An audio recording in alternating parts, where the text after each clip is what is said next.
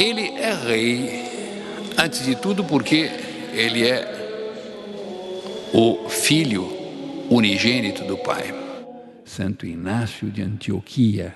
Esse escrevia para os fiéis dele que não rezassem para que ele fosse livre do martírio que o esperava, porque afinal ele iria passar dessa terra para outra. Esse foi que entrou na arena e as feras iam avançando sobre ele, e ele levantou o braço e deu ordem às feras que parassem. E as feras pararam, e ele então fez uma oração, pedindo a Deus que deixasse sobrar alguma coisa dele para os cristãos que tinham acompanhado ele, porque assim eles tinham pedido. Mas que de outro lado, que ele fosse consumido como uma hóstia e que apenas restasse alguma coisinha para estes que estavam ali. E de fato, ele dando sinal para as feras comeram-no. À noitezinha, foram até a arena para recolher um pouco da areia com o sangue dele e encontraram o fêmur e o coração. Tomaram o fêmur e o coração e levaram para as catacumbas. Quando chegaram nas catacumbas, viram que no coração dele estava escrito Jesus Nazarenus Rex Iudeorum. No coração dele estava nosso Senhor Jesus Cristo ali, estampado enquanto rei dos judeus. Que levou este homem a passar por cima do medo das feras, porque as feras eram mantidas sem alimento e ávidas, com um apetite feroz, de fera, voraz.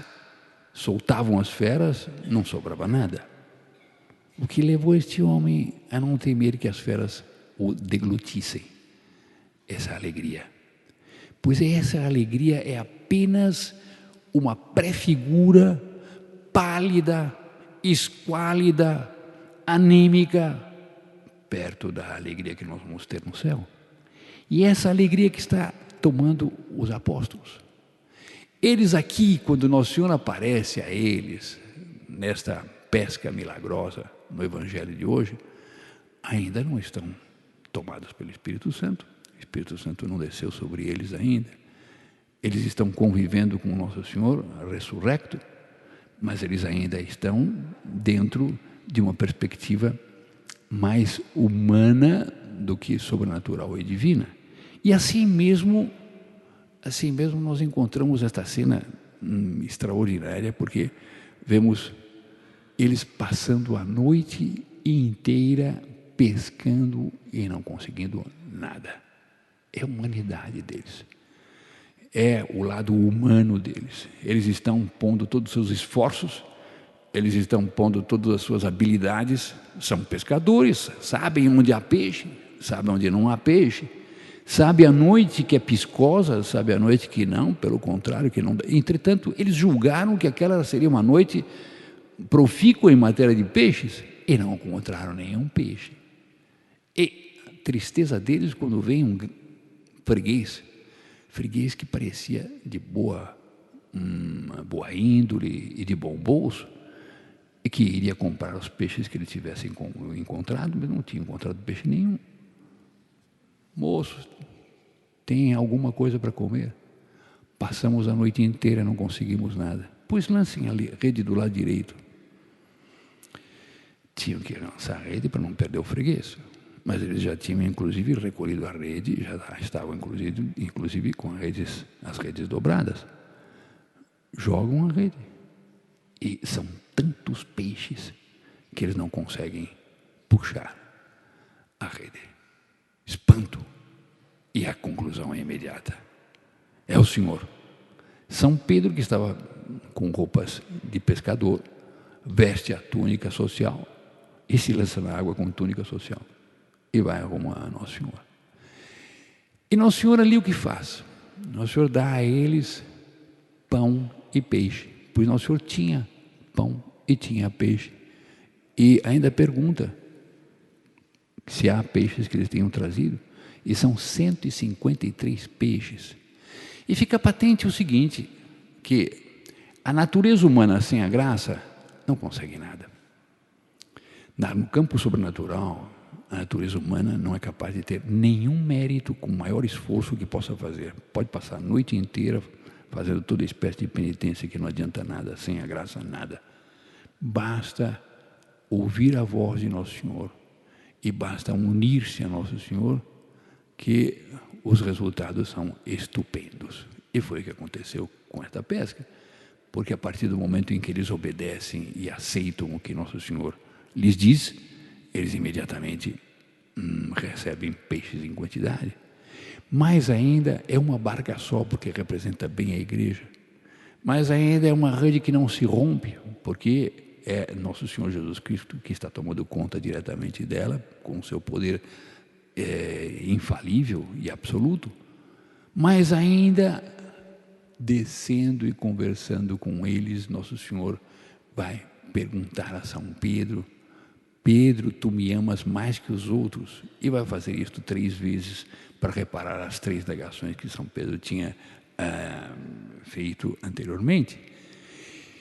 E vemos a preocupação de Nosso Senhor de nos deixar, nesta face da terra, alguém que esteja ligado a Ele e que seja o representante dele nesta terra e que seja infalível quando se pronuncia em matéria de fé e moral de sua cátedra. E é São Pedro, porque ele diz: então, apacenta minhas ovelhas. E ele entrega, portanto, o rebanho dele, Nosso Senhor, mas é dele, aos cuidados de um que é o pontífice. E nós temos uma igreja, portanto, inabalável. Inabalável porque ela conta com o poder do próprio Nosso Senhor Jesus Cristo, que assiste aquele que está no trono de Pedro, como sucessor de Pedro, e que lhe dá este poder de infalibilidade. Tudo o que ligares na terra será ligado no céu, tudo o que desligares na terra será desligado no céu. E com isso ele mantém-nos um farol, mantém diante dos nossos olhos um caminho certo, seguro. E vemos que pode acontecer de este pontífice passar a noite pescando e não conseguir nada. Mas se Nosso Senhor disser uma palavra a ele, tudo está resolvido, porque o poder não vem dele. Ele poderá ser até um homem com as deficiências normais de um homem concebido no pecado original. Não importa.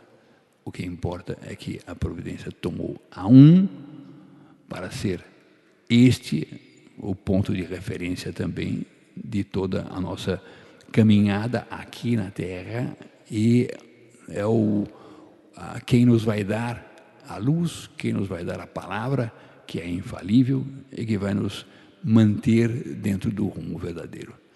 Uma instituição que dura 2000 anos é uma instituição que só pode ser mantida por Deus. Von Pastor, um historiador alemão, que recebeu autorização em tempos idos de penetrar nos arquivos secretos do Vaticano para compor uma obra de 39 volumes, uma obra escrita em alemão e traduzida para outras línguas. Para o português não existe tradução, existe para o espanhol, por exemplo. E a história dos papas. Ele era protestante. Entrando nos arquivos do Vaticano e estudando a vida dos papas, ele se converteu. Mas não se converteu porque encontrou santos e em quantidade na vida dos papas. Ele se converteu porque ele viu, no estudo que ele fez, ele viu nada mais, nada menos, a parte humana da igreja como é cheia de deficiências. E vendo as deficiências todas, as insuficiências e etc. da história humana da igreja, ele concluiu: essa igreja só pode ser divina, porque atravessar os séculos como ela atravessou e chegar aos dias de hoje como ela está, com isto que eu aqui conheci, é só porque é mantida por Deus. Pediu a passagem dele da religião protestante para a católica, escreveu essa obra magnífica, que hoje em dia é um tesouro da igreja, 39 volumes, onde ele conta nas minúcias tudo que ele pôde tirar de dentro dos arquivos secretos do Vaticano a respeito da história dos papas. Essa é a igreja. E essa é a igreja que nós vemos transparecer aqui no Evangelho de hoje. Essa é a igreja que ainda nem recebeu o sopro do Espírito Santo. Vemos a igreja já com o sopro do Espírito Santo enfrentando até o martírio e até a flagelação com alegria, muito contentes na primeira leitura. E vemos o como esta igreja convida-nos a participarmos não só da liturgia na terra. Essa liturgia que hoje aqui se apresenta diante de todos, essa liturgia é um elemento que nos prepara para a liturgia celeste. Louvado seja nosso Senhor Jesus Cristo.